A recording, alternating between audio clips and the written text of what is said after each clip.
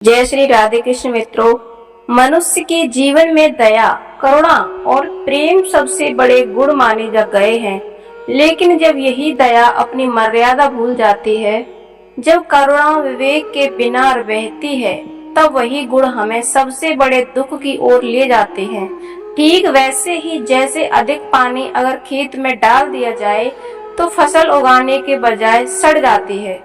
दया तब तक सुंदर है जब तक वह धर्म और न्याय के साथ जुड़ी रहे, लेकिन जब दया मूर्खता बन जाए तब वही हमें नुकसान पहुंचा देती है। श्री कृष्ण कहते हैं, हे मनुष्य, जीवन में दया करना महान है, परंतु विवेक के बिना की गई दया विनाश का कारण बनती है। जैसे दूध का अधिक सेवन भी रोग दे देता है, वैसे ही अधिक दया तुम्हें कष्टों में डाल देती है। बहुत समय पहले की बात है, एक नगर में अर्णव नाम का एक व्यक्ति रहता था। अर्णव दिल का बहुत ही दयालु और कोमल इंसान था। कोई भी इससे मदद मांगता, वह तुरंत बिना सोचे समझे मदद कर देता। गांव में कोई गरीब आता तो वह अपना भोजन बांट देता। कोई कर्ज मांगता तो तुरंत अपनी जेब खाली कर देता, और कोई झूठी कहानी सुनाकर भी उसके सामने हाथ फैलाता तो वह मना नहीं कर पाता।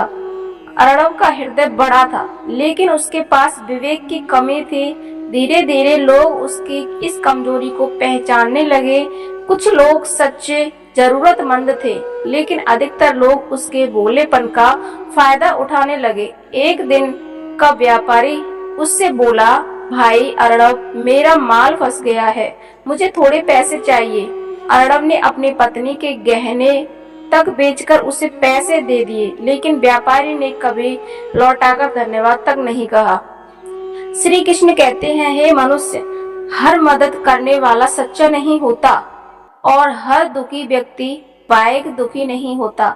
जैसे मछुआरा पानी में चारा डालता है, वैसे ही कुछ लोग दया का चारा बनाकर तुम्हें फंसाते हैं। विवेकहीन दया आत्मा की परीक्षा लेती है। अर्णव की यही दयालुता धीरे धीरे अपने घर के लिए बोझ बन गई।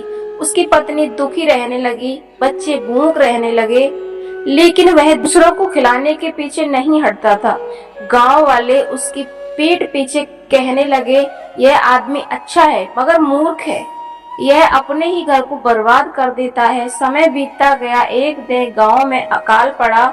जब सबके घरों में अनाज की कमी हो गई, तब वही लोग जो अभी अर्णव से लाभ उठाते थे, उसके दरवाजे पर आकर रोने लगे। अर्णव ने अपने घर का अंतिम अन्न भी बांट दिया। उसकी पत्नी ने रोते हुए कहा, तुम्हारी यह अंधी दयालुता हमारे बच्चों की भूख मार देगी। लेकिन अर्णव ने उसकी बात नहीं सुनी।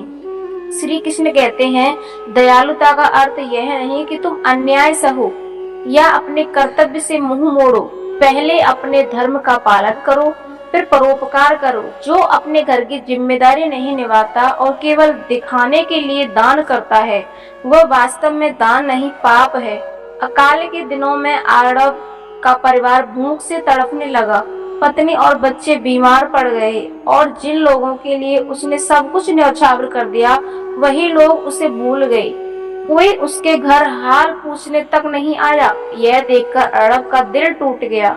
उसे पहली बार समझ आया कि उसकी दयालुता ने दूसरों को लाभ तो दिया, लेकिन अपने प्रियजनों को दुख और तकलीफ दी। एक रात वह बहुत बेचैन होकर नदी किनारे गया और भगवान को पुकारा, हे प्रभु, मैंने तो सबके लिए अच्छा ही किया है, फिर मेरे साथ इतना बुरा क्यों हुआ? क्या दया करना भी पाप है? तभी एक दिव्य स्वर पूजा, यह स्वयं श्री कृष्ण थे। श्री कृष्ण मुस्कुराते हुए बोले, हे अर्णव, दया करना पाप नहीं, लेकिन बिना सोचे समझे दया करना अज्ञान है। तुमने अपनी शक्ति, अपनी संपत्ति, यहाँ तक कि अपने परिवार तक भी बांट दिया। यह दया नहीं, मूर्खता है। दया का अर्थ है जो वास्तव में योग्य है, जो वास्तव में जरूरतमंद है।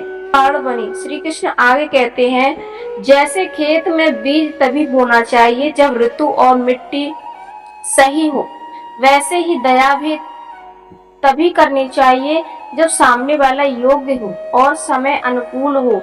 यदि तुम बिना विवेक के बीज बोओगे तो फसल नहीं होगी, केवल बर्बादी होगी। याद रखो, दया ही धर्म है। पहले अपना धर्म निभाओ, फिर दूसरों की सहायता करो। अर्णव की आंखों में आंसू बहने लगे। उसने भोजन समझ लिया कि सच्ची दया वही है जो न्याय और विवेक के साथ हो। उसने उसी दिन संकल्प लिया कि अब वह किसी की मदद नहीं करेगा तो सोच समझकर करेगा। परिवार का धर्म पहले निभाएगा, फिर परोपकार करेगा। समय बीता गया। अर्णव ने धीरे धीरे अपनी गलती सुधार ली। वह अब भी दयालु था, लेकिन अब उसकी दया में विवेक था। अब वह अपने घर वालों का ध्यान रखता और सही समय पर ही व्यक्ति की मदद करता। धीरे धीरे उसका घर भी सुखी हुआ और गांव वाले भी उसे सम्मान देने लगे। श्री कृष्ण कहते हैं, हे मनुष्य, दया करो लेकिन धर्म के साथ, करुणा दिखाओ लेकिन विवेक के साथ, क्योंकि बहुत अधिक दयालु होना तुम्हें दुख होगा। संतुलन ही जीवन का सबसे बड़ा नियम है। जिस प्रकार गीता कहती है, अति सर्वत्र वर्जित, हर चीज की अति विनाश का कारण होती है, वैसे ही दया की अति भी विनाश ही लाती है। मित्रों, दया बहुत सुंदर गुण है, लेकिन विवेक के बिना दया हमें बर्बादी की ओर ले जाती है। इसलिए हमेशा याद रखो कि कहाँ, कब और किसके लिए दया करनी चाहिए। याद रखो, श्री कृष्ण कहते हैं, दयालु बनो लेकिन धर्म पूर्वक, करुणावान बनो लेकिन विवेक के साथ, तभी तुम्हारा जीवन सुखमय और सार्थक होगा।